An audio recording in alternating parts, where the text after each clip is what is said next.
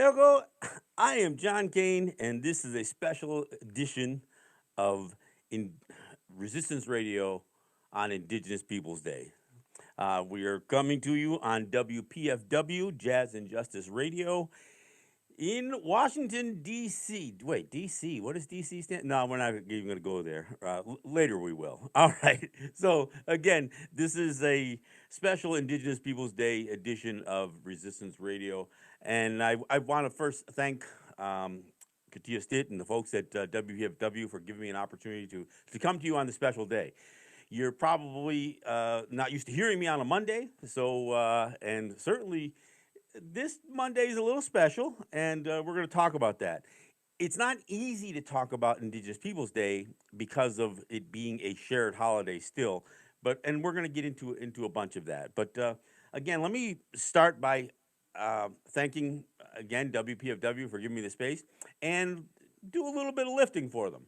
We are in a fall fund drive, and we do count on you to support this station and to a lesser extent support the programming like mine that is on this station. So I ask that you go to the pledge line for WPFW, which is 202-588-9739, or you can go online to WPFWDC.org/donate. And you can make a contribution of any size. You can become a sustaining member.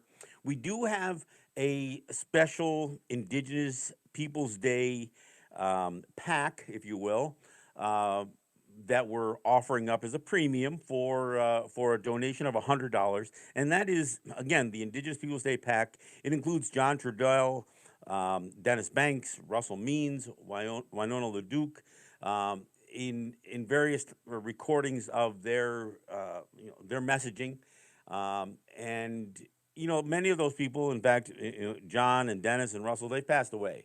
So recordings of their voice, recordings of their messaging is all that's available today. And this is a special recording.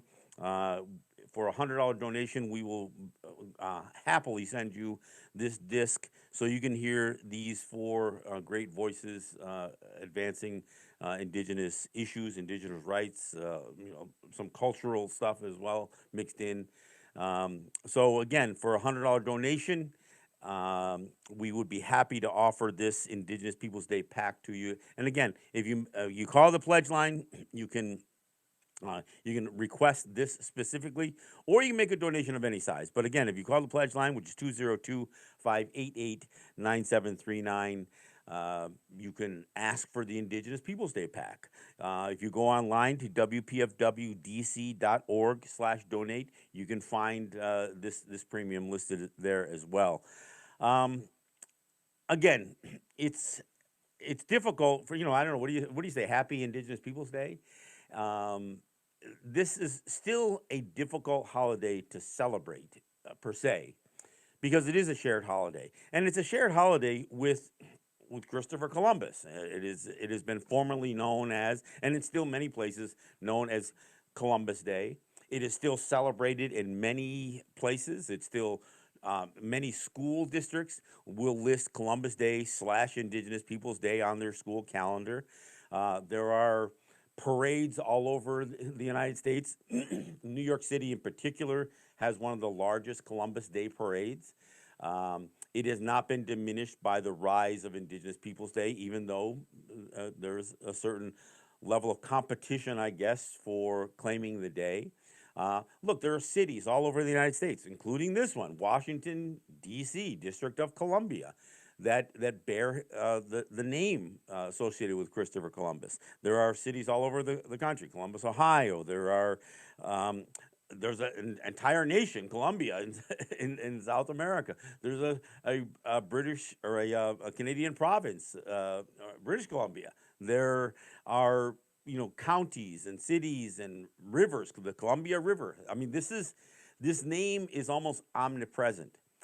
But it wasn't always. I mean, many of this celebration of Christopher Columbus is not something that was, um, you know, put out there from the very beginnings. In fact, Christopher Columbus in one of his final transatlantic voyages would go back to Spain in chains. So he wasn't always celebrated. In fact, Italy, and let's be honest, Columbus Day has become essentially like an Italian Heritage Day, and he is probably the least likely candidate to be the patron saint of Italy or Italian Americans that there could be. I mean, there are many greater Italians, people who are more associated with Italy. Columbus was from Genoa.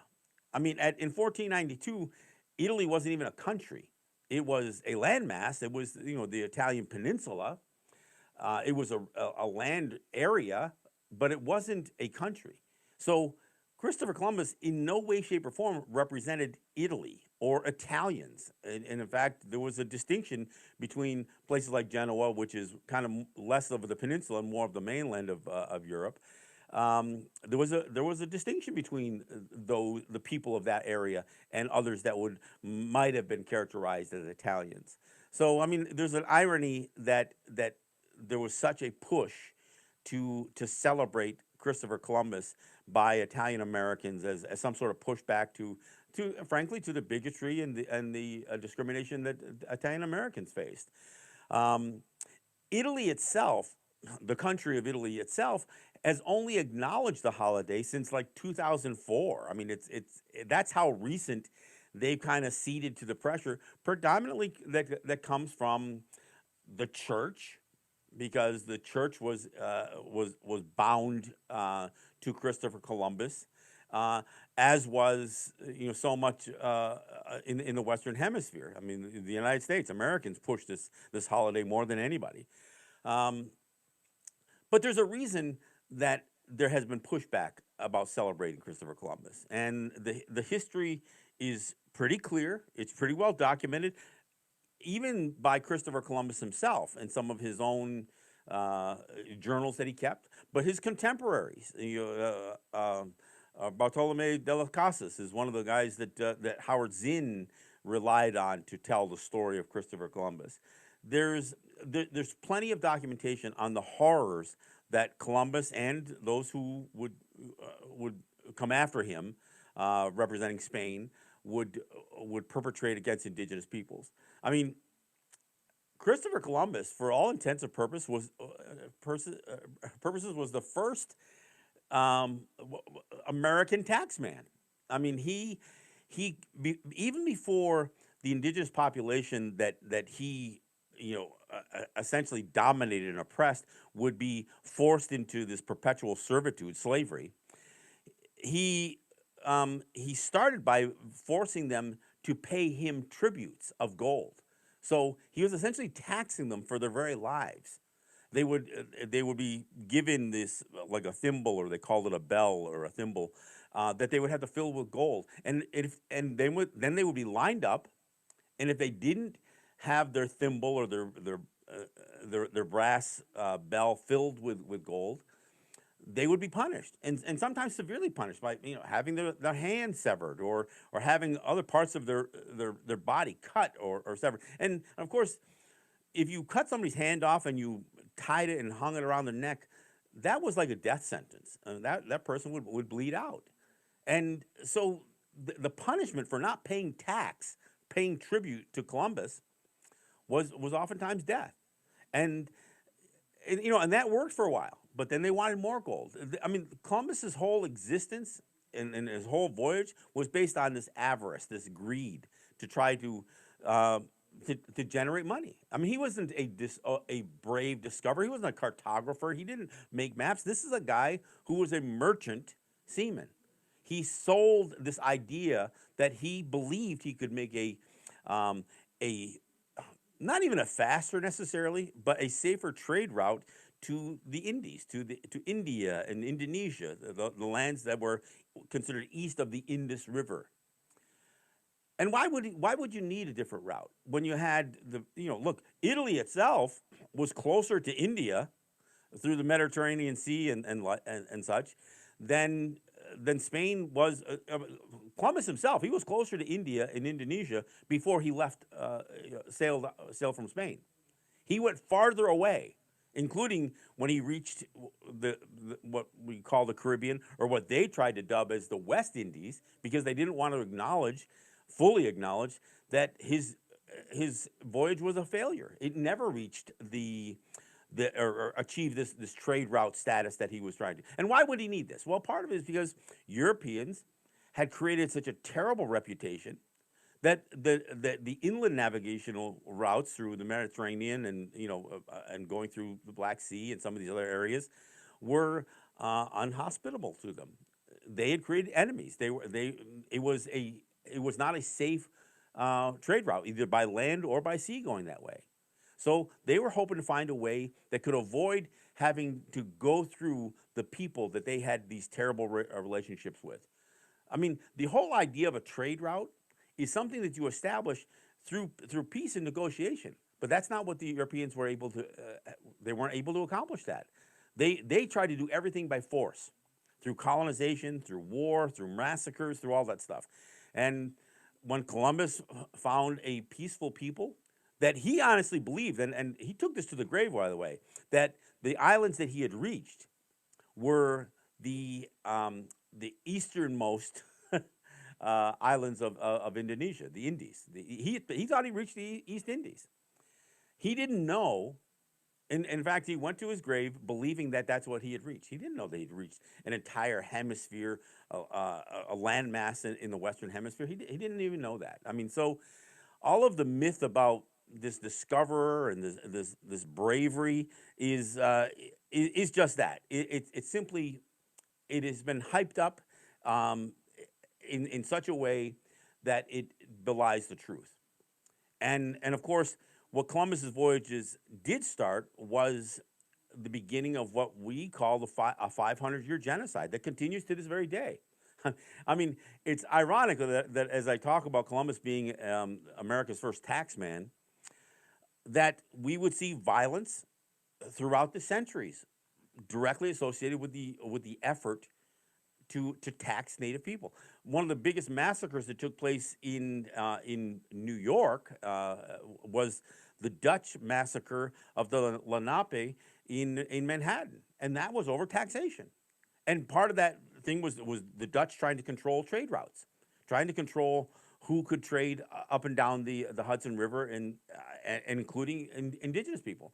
So in an effort to tax the Lenape, who refused to pay a tax on land that was theirs, it led to a major massacre in the mid 1600s. There would be, I mean, bringing it up to contemporary times, there were raids on the Shinnecock and the Poospatuck on Long Island over taxation associated with tobacco. And it's not just Native people who have been oppressed by this. I mean, look, the murder of Eric Garner in New York, Staten Island, that was a direct result of Eric Garner's association with the sale of tax-free cigarettes, selling just individual cigarettes. I mean, it's not like he had some big bodega that was moving tons of untaxed cigarettes, but he was murdered over this issue. I mean, this is the role that colonization and taxation has played on indigenous people and people of color since Columbus's time. So, because it is a shared holiday, it makes it very, very difficult to just talk about indigenous people. I mean, like I said, even schools today are still teaching the Columbus narrative. I mean, we're broadcasting from Washington, D.C., the District of Columbia. So how do you not have the conversation about Columbus when we are forced to share a holiday? And look, I don't know that we will ever get to a place where Columbus Day is abolished across the board. I mean, there's just too much of an affinity. I mean, there are too many Italian Americans that view this as their holiday, that are in power. I mean, the former governor of the state of New York. I mean, there have been Italians, the mayor of New York City. There have been Italian Americans in positions of power that will never let that happen. And you know what? It's not just Italian Americans. You know, a lot of the conversation about abolishing Columbus Day fits in with this white supremacy narrative about replacement theory, that white people are being replaced. Look, this is about telling the truth about Christopher Columbus and why it shouldn't be, why he shouldn't be celebrated, and why there shouldn't be a day that is, that is celebrated in his honor. It's about truth. But you see, a lot of this conversation about, you know, replacement theory is that white people are somehow being replaced by people of color. Well, to celebrate Indigenous Peoples Day instead of Christopher Columbus Day, it makes sense. I mean, I'll admit, I was less an advocate for Indigenous Peoples Day than I was an opponent to Columbus Day. But I think this idea that there's a holiday and it's well established, it's the first holiday of the school year for many kids in school. That it makes it difficult to wipe that out. I mean, there are states all over the United States that that celebrate as a national holiday, where the banks are closed and kids are off of school, people get off from work. I mean, I'm not saying every place does. Look, you get into the South in the United States, and it's it's Easter, Christmas, and I think 4th of July. I think those are the only holidays that some Southern states even celebrate with days off. But by and large, there are millions and millions of people. Look, and by some accounts, you could argue that there are billions of dollars of productivity that are lost because of this, because of a holiday celebrating, a genocidal maniac. Now, look, do we need to have Indigenous Peoples Day off? Do banks need to be closed? Do kids have to get off of school? I mean, we could argue that, I guess. I think the purpose of holidays has many purposes. Put it that way, but the idea that we still have to share this holiday is still problematic. I mean, look, and especially to share it with Columbus. I mean, I hate to make analogies that sometimes make people squirm, but look, you wouldn't have a holiday or a day that somehow acknowledges Adolf Hitler shared with some sort of Holocaust remembrance. You wouldn't do it. I mean, it just doesn't make sense. Yet here we are. Here, Indigenous people are faced with sharing this holiday, and oftentimes, even in places that have abolished Columbus Day and don't use that name, it's still hung around. I mean, like I said, you've got cities and counties and states and countries and rivers and all kinds of stuff that are named after them. So it's omnipresent regardless. So we have to take it on. We've got to take on the Columbus narrative, and we've got to correct it. And look, the history books have been printed and have been printing this crap for decades about the Columbus narrative.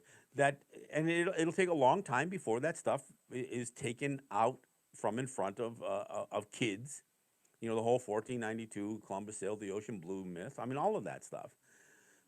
So it's a big lift to replace Columbus Day with Indigenous Peoples Day. So for us as Indigenous people, we have to acknowledge it. And look, it is hard to celebrate our existence when our existence is still met with so much resistance. I say that all the time, that our existence is the resistance, because there is still a strong effort to assimilate Native people.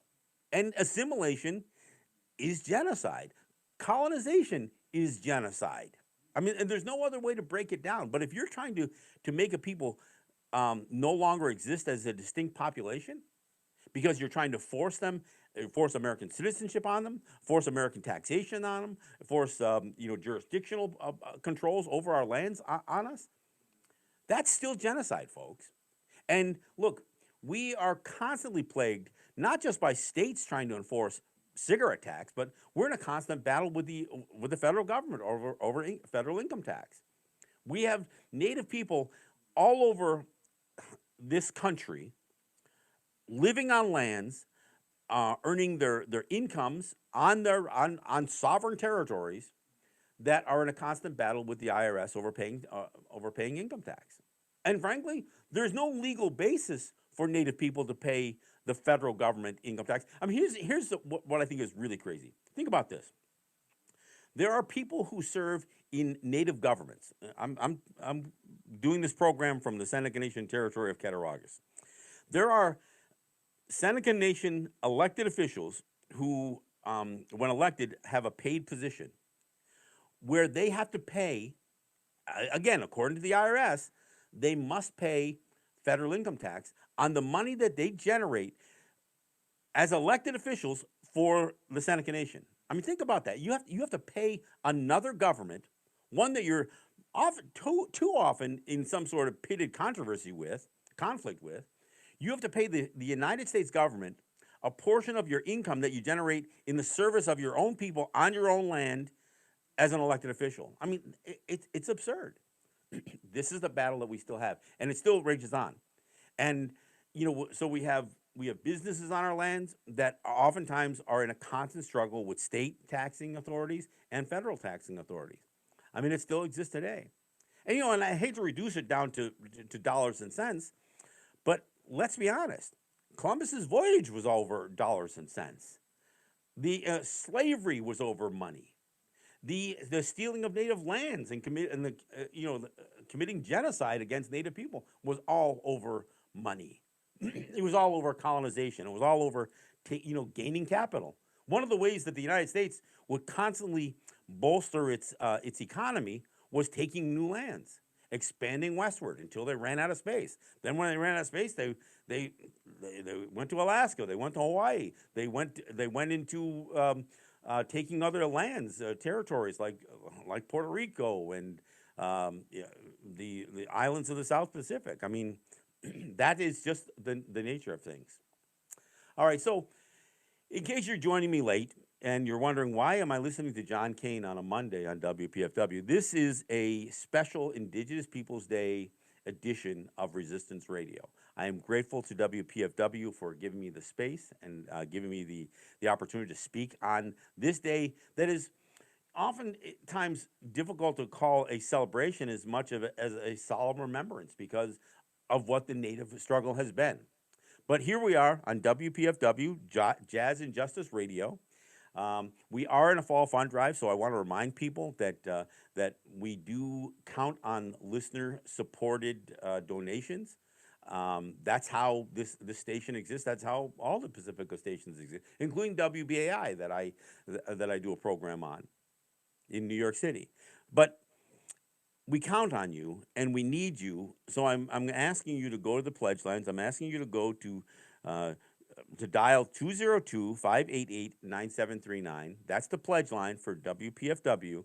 And there you can make a donation of any size. You can do a time donation. You can become a sustaining member by giving your credit card information or your checking account information, and treat it like like one of these streaming services that you may already be subscribed to.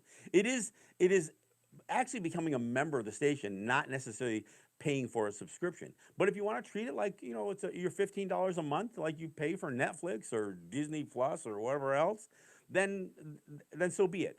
You sign up with your payment information, and it comes out every month. And that's something that we can count on. We can budget in, and it actually, the more sustaining members that we have for WPFW, it actually decreases our dependency on fund drives because we don't have to raise those one-time donations as much when we have more sustaining members. So again, if you become a sustaining member, and if you do it in the name of this program, Resistance Radio, look, I greatly appreciate it. But we really need to keep WPFW on the air because that's the only way that guys like me can stay on the air. So again, I ask you to go to the pledge line. That's 202-588-9739, or go online to WPFWDC. Pay no attention to what the C stands for. That's WPFWDC.org/donate. We do have a special offering associated with Indigenous Peoples Day throughout this fund drive, and that is the Indigenous Peoples Day Pack, and it is the voice recordings of John Trudell, Dennis Banks, Russell Means, and Winona LeDuc. These are strong Native voices representing various territories, various and various issues. So Three of those, I mean, John Trudell, Dennis Banks, and Russell Means have passed away. So these recordings are essentially pieces of history.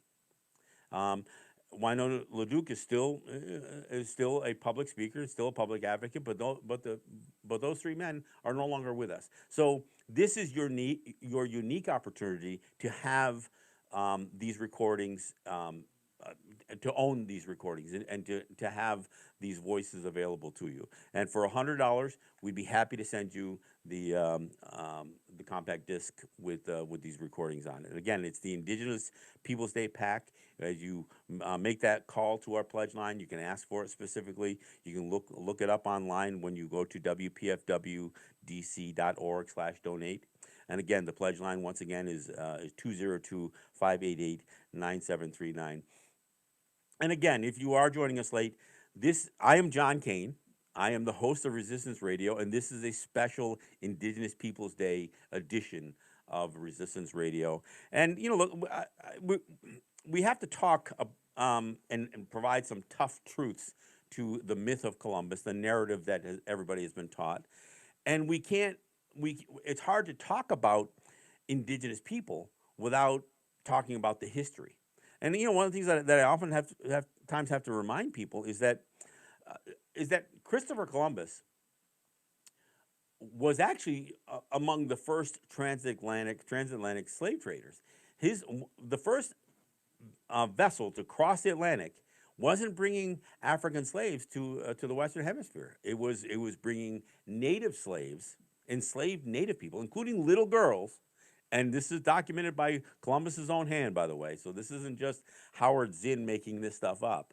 But one of the first slave ships was bringing indigenous people back to Spain for, and look, enslaved little girls. It doesn't take a wild imagination to think about what those little girls were being used for. And Columbus, in his journals, made special notation about the popularity and what was the profitability associated with bringing little girls back to Spain.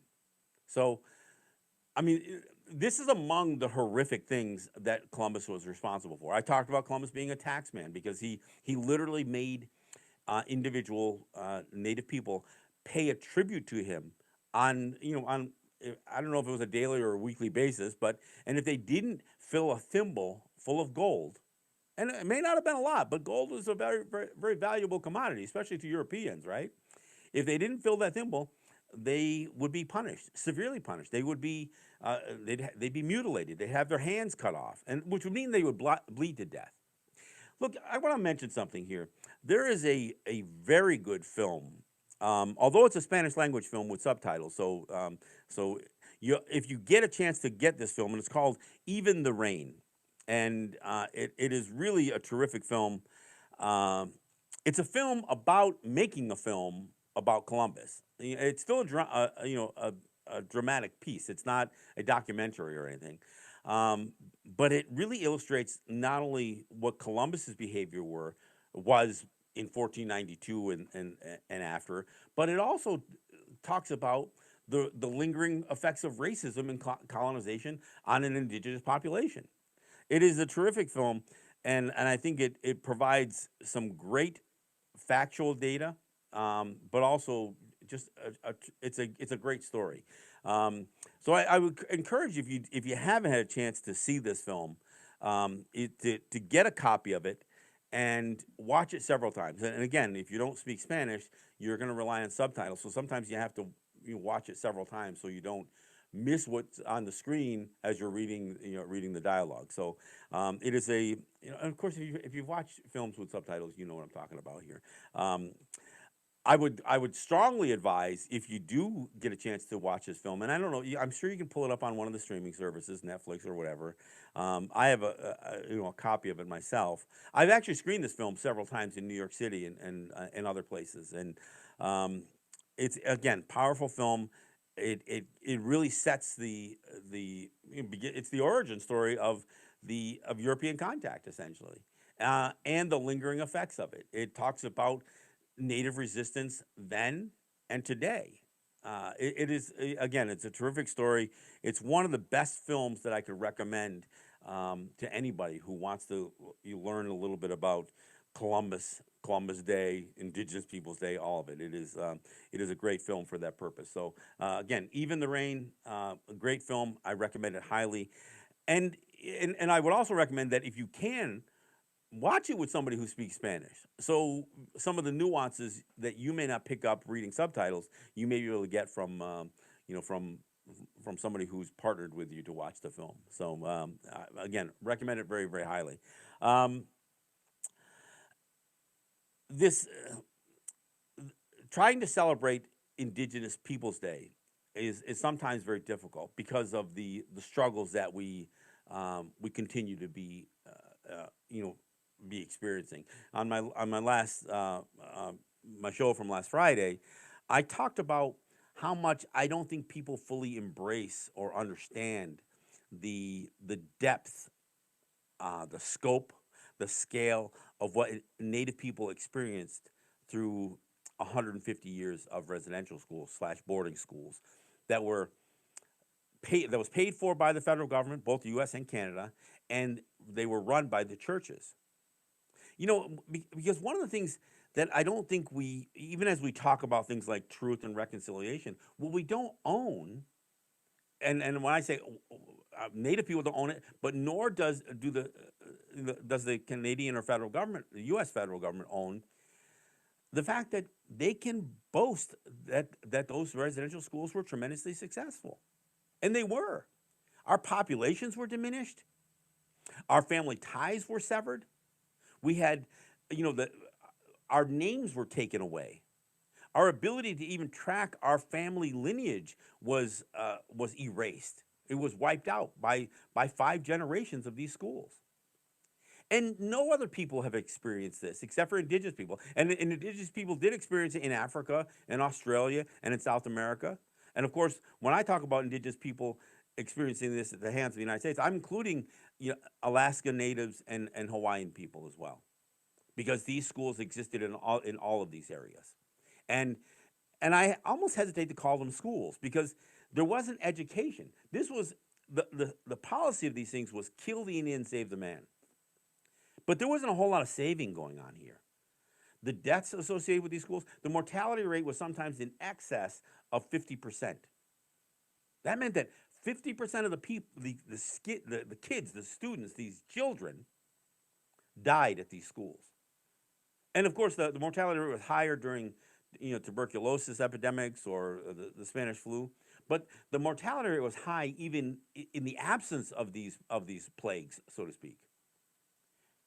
So, you know, to celebrate Indigenous people, it actually is a celebration of resilience because we are still here. The fact that I can even have these conversations on WPFW or in any other speaking engagement, my podcast, and I do encourage people to check. This show goes up as a podcast, but so does my other podcast, which is Let's Talk Native.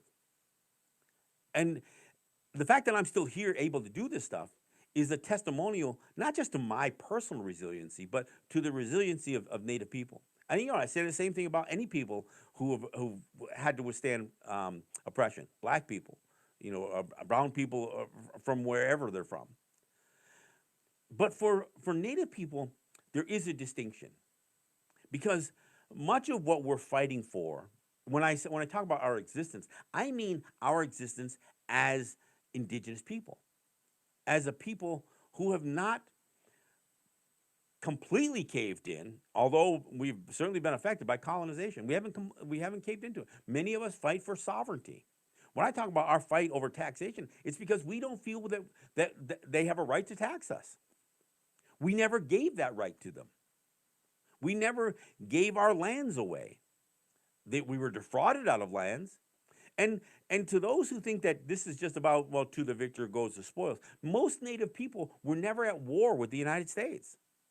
Most of the land cessions, if you can even call them that, were done through fraud. There were promises made that were never fulfilled, and those promises range from everything from health care to being provided health, education, and welfare in general. That is never look. For me to get treated at the clinic here at the Seneca Nation, they want me to apply for Medicare.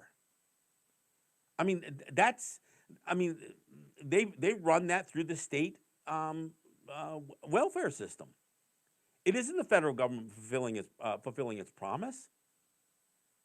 We, many of our territories were vast enough that sustaining our lifestyles was entirely possible until until those lands were seized, or that we were defrauded of those lands. So we became not only dependent on the promises that were made to provide food and certain sustenance, but also we became dependent on the very system that brought forth colonialism, which is capitalism.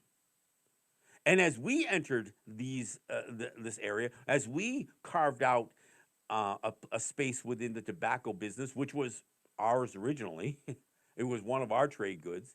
As we carved out, we get met with resistance.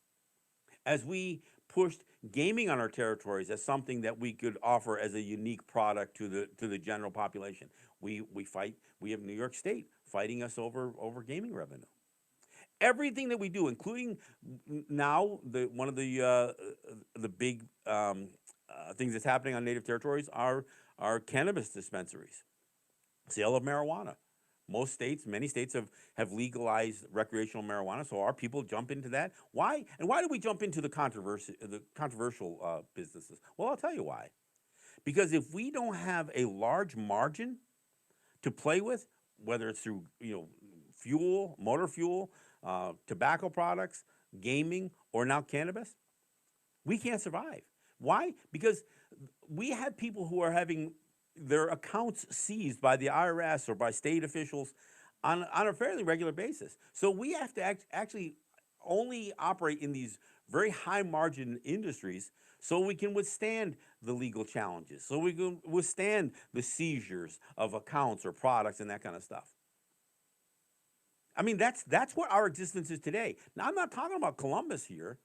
I'm talking about Kathy Hochul. I'm talking about Andrew Cuomo. I'm talking about Joe Biden and Barack Obama, Donald Trump. I mean, this is what our fight is today.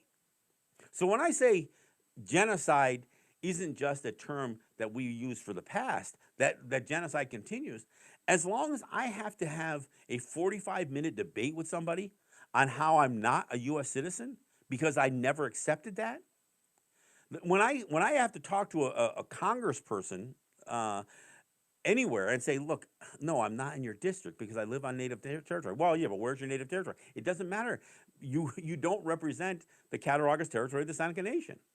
When I have that explanation, and all I do is get this glossed over look on their eyes, whether I'm talking to the congressman or his staff, they simply don't understand that we could exist, that we could manage to exist today still and not be part, not consider ourselves Americans, U.S. citizens, or Canadians. I mean, that is something that most people can't wrap their heads around, especially from a political standpoint. I think the average American, the average Canadian, can understand that we are fighting for a distinction and that we are distinct. That Native people, we have a different existence, but it doesn't translate through that court system. It doesn't translate through legislation. And every time they try to pass a law that's supposed to address a Native issue, it becomes more and more oppressive. There are laws on the books in the United States that are specifically geared towards Native people, often and almost always taking something away. But even when they think that they're doing a law like the Indian Child Welfare Act, that didn't give us anything. It just took the powers of the placement of Native children from the states and put it in the hands of the federal government. And then the federal government says, well, we're going to defer to you. But they never give that authority or acknowledge that we have the authority over our own children. And that's why you have states like Texas that are going to challenge ICWA, the Indian Child Welfare Act, because they're saying that's an overreach by the federal government, taking away child placement from the states. See, they didn't ever say, well, we're acknowledging the sovereignty of Native peoples and Native territories to have some authority over the placement of their own children. No, they didn't do that. So when I hear people talk about things like critical race theory, which is supposed to be the intersection of law, policy, and practices of a government, of a dominant culture, and racism, I know critical race theory is oftentimes associated with what the black experience has been. Well, I got to tell you, the first people treated in a way that has become synonymous with black people were Native people. So when I hear somebody say, "Well, the first black people in this hemisphere were Native people," they don't mean that we were black necessarily. It means that we were treated in such a way that the black existence and the black plight began within the indigenous plight and still continues today. So I mean, I don't think that people fully understand that concept. All right. Let me again, um, because this is a not a normal time slot for Resistance Radio. Let me again introduce myself. I am John Kane. I am the host of Resistance Radio, and this is a special Indigenous Peoples Day edition of Resistance Radio. I am grateful to WPFW for giving me the opportunity to speak on Indigenous Peoples Day, especially because of the conflict associated with this idea of trying to replace Columbus Day with Indigenous Peoples Day, especially in a city who bears some of the Columbus namesake, Washington, D.C., District of Columbia. So I'm grateful to WPFW for giving me this opportunity, but I also have to do some lifting. I've got to do the fundraising push. We are in our fall fund drive at WPFW. And look, we don't get taxpayer dollars. We're not funded by the federal government or state government. We're not funded by commercials. We don't have corporate sponsors. We have you, the listener. So we count on you. So we need you to hear our call for donations. And if you are already a donor, if you're a sustaining member, and you're giving $5 or $10 a month, maybe you can up that up another $5. Maybe you can go to $15 or $20 a month. Look, what we're providing is something that is unique. We aren't a streaming service. We're on the radio, but you can listen to us online. You can ask your smart speaker to play WPFW. Many of our shows go up as podcasts. So our voices and our programs are out there for you to listen to in any number of ways. But we still have to maintain ourselves as a radio station in the meantime. We are not going to, I hope we never go to a time that we abandon radio completely. Because what radio represents is broadcasting. That means we put our voices out there in the world. We aren't asking you necessarily, you don't have to subscribe to WPFW to listen. It's just the right thing to do.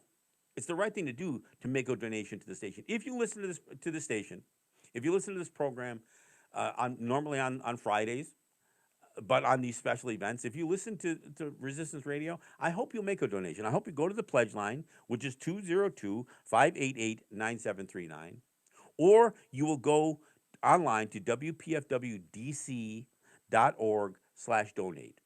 And you become a sustaining member, or make a one-time donation. But I'll tell you, the more sustaining members that we have, the less frequent we need to do these. Frequently, do we need to do these fund drives? Because if we know we have that money coming in every month through your credit card or your checking account, then we know that the money's there. We don't have to say, okay, we blew through those one-time donations, this quarter. Now we need to go solicit more one-time donations. Look, we love the one-time donations. Don't get me wrong, but we really do encourage people. Look, it's easier on you. At least we believe it is. If it's just coming out, $10 or $20 a month, than asking you to make a $200 donation. Or, and look, this station is in Washington, D.C. We know that these are where the halls of power are. But there's also, these are where the halls of affluence are as well. So if you're an attorney or a legislator or a lobbyist, and if you've ever had to have any interaction with Native people, perhaps you were even paid by Native people as a lobbyist, or you've received contributions through your political action committees or whatever, give something back. Give something back to WPFW because they provide a space for an Indigenous voice. That's what I'm asking. Look, we are also offering a special Indigenous Peoples Day pack. For a $100 donation, we will send you a CD, a compact disc with the with with the incredible voices of John Trudell, Dennis Banks, Russell Means, and Winona LaDuke. And these guys have covered many of the same things that I talk about on a weekly basis. They have covered in through their lives, and three of those people are no longer with us. So this is a bit of a historical recording, because you will have their voices forever, even though they're no longer with us. So again, if you're interested in this Indigenous Peoples Day pack, or if you like making a donation, but you just want to get something specific in return, then here it is. Make $100 donation, and we'll send you the Indigenous Peoples Day pack from WPFW Jazz and Justice Radio. All right. I do very much appreciate the opportunity to speak on these issues, and look, I do this show every week, and I talk about a range of issues. Sometimes I have to come back. Sometimes I got to revisit. I got to plow old earth, so to speak. I've got to, I'm not going to just mention residential schools one time and then move on to another subject. But I have to say, there's always something for us to address. Our battles with against the states, as we try to develop economically on our territories. Look, the lands that we are on are like postage stamp size compared to our original ancestral lands.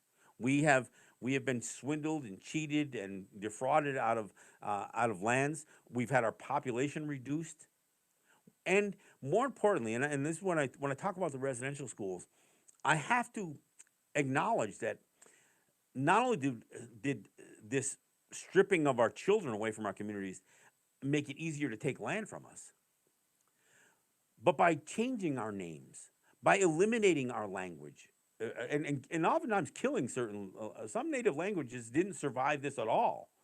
Mohawk and Seneca did, but many have not. Or if they have survived, they're barely hanging on. The number of native speakers that we have are perilously low. But all of this has had a tremendous effect on our autonomy and our distinction. Look, anybody can when they participate in these U.S. Census every 10 years, anybody can claim to be Native. And in fact, from 2010 to 2020, the number of people who identified in the U.S. Census as Indigenous, as Native Americans, would suggest that our population almost doubled. It went from 5 million people claiming to be Native in 2010 to 9 million people claiming to be Native in 2020. And of course, that's impossible. Our population didn't increase, but for all those people who are concerned about replacement theory, that's replacement theory. Not only is our population reduction part of not replacement theory, replacement reality, but even when there's an attempt to count us or enumerate who is and isn't Native people, we're being replaced even within that group.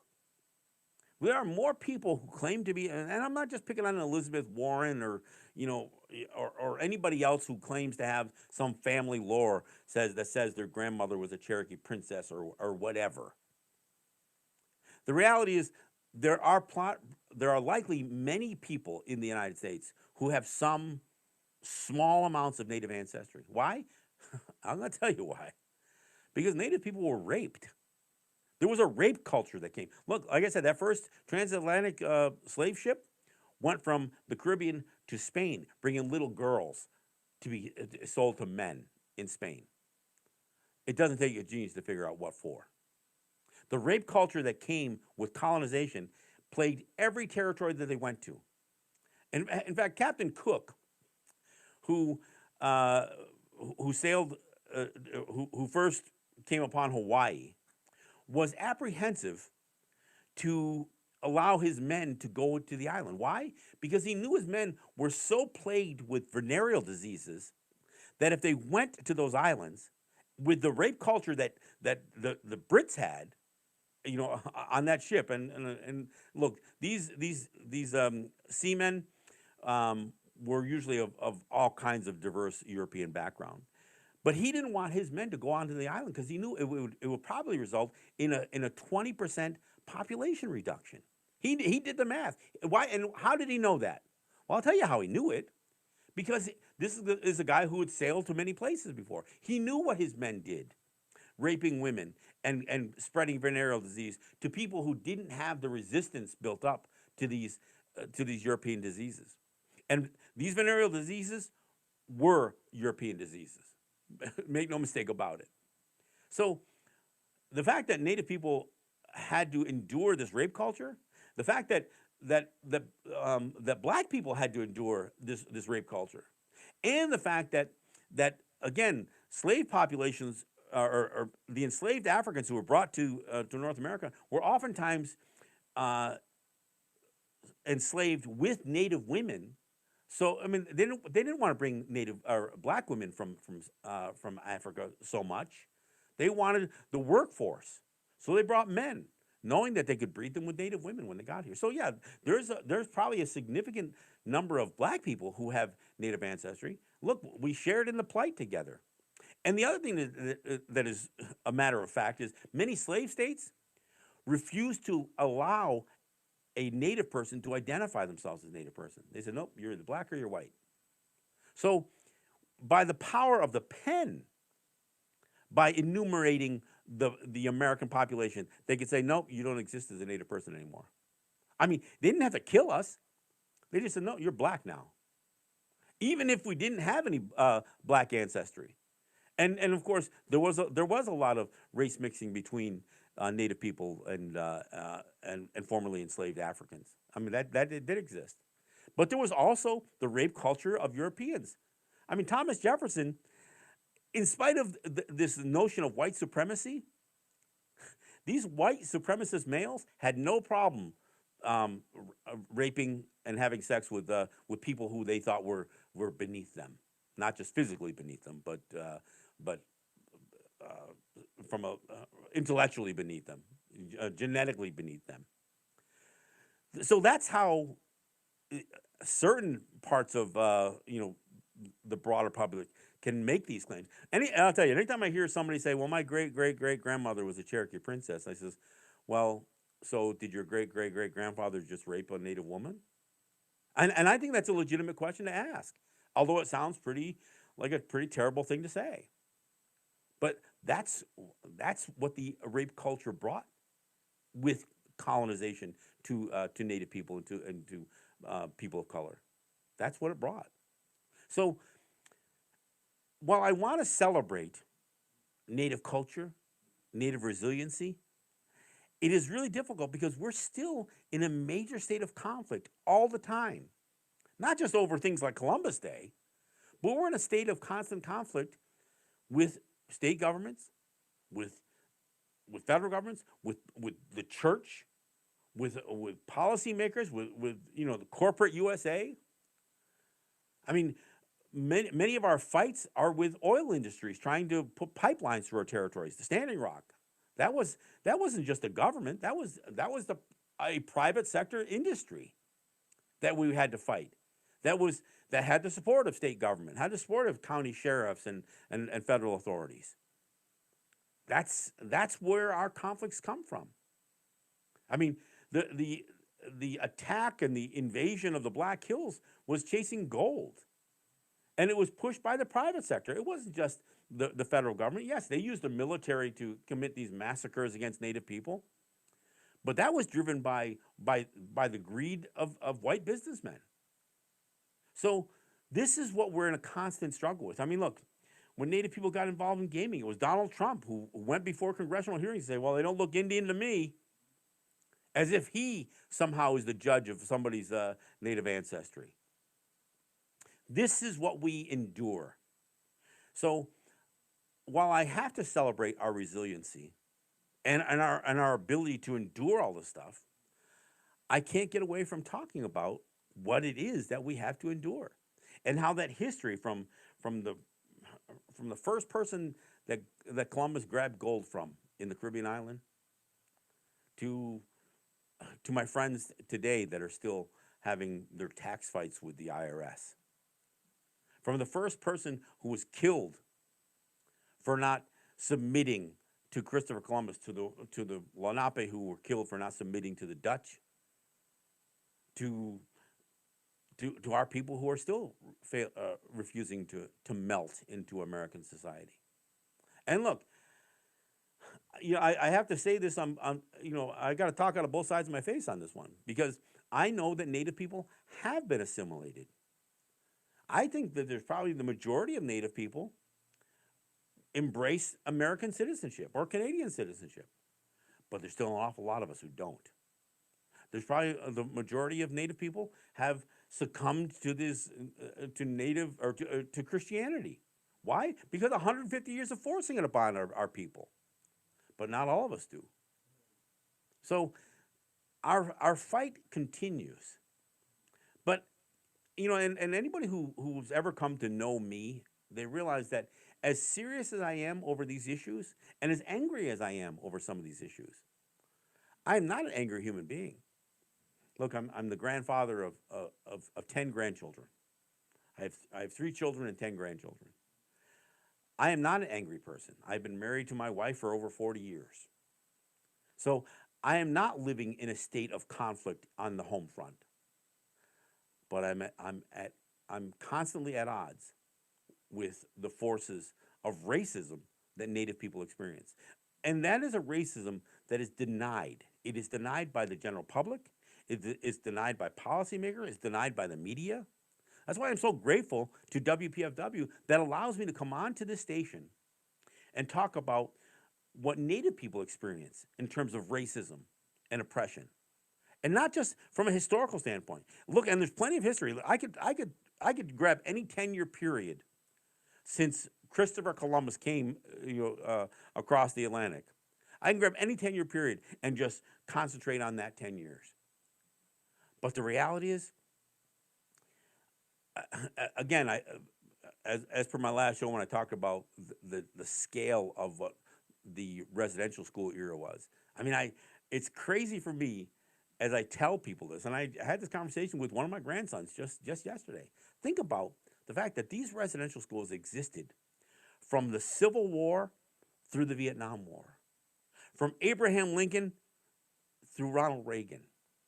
So while the Civil Rights Act was passed and the Civil Rights Movement attempted to square certain things dealing with racism and discrimination, our children were still being ripped away from our homes. While women were fighting for equality and women's suffrage, our girls were still being raped and abused in these schools. They were denied, for the freedoms of a person, let alone a woman. While child protective services were being developed in the United States, laws against child labor. Our children were being ripped away and forced to work in industries, work in the fields. There were no labor law protections against the abuse of Native children. So all of the progress that the United States will claim and make it sound like there's all these happy endings associated with some of the adversity that the United States experienced, that progress never came our way. Look, our Native people beginning to see some progress because of private sector development and certain things that we've done in terms of, in even gaming. I'm not a big fan of some of the industries that we've been forced to embrace as a way to lift ourselves up. But I can't deny that we have been able to lift ourselves up, and it's changed our lives. It's also changed the relationship we have with the dominant culture around us. Some worse, some better.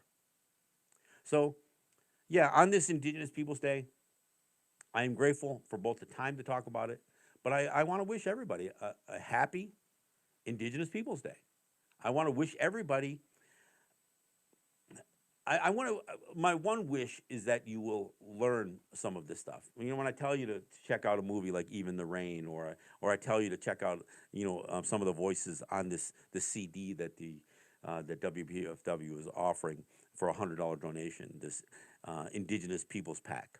I just hope that you'll do it. I hope you'll listen to the program. I hope you'll talk about what you hear here. That's that's what my wish. So again, happy Indigenous Peoples Day. Support WPFW. The pledge line is 202-588-9739. Go online to WPFWDC.org/donate. Support this station, and and thank you for listening. I'm John Kane, and this is Resistance Radio.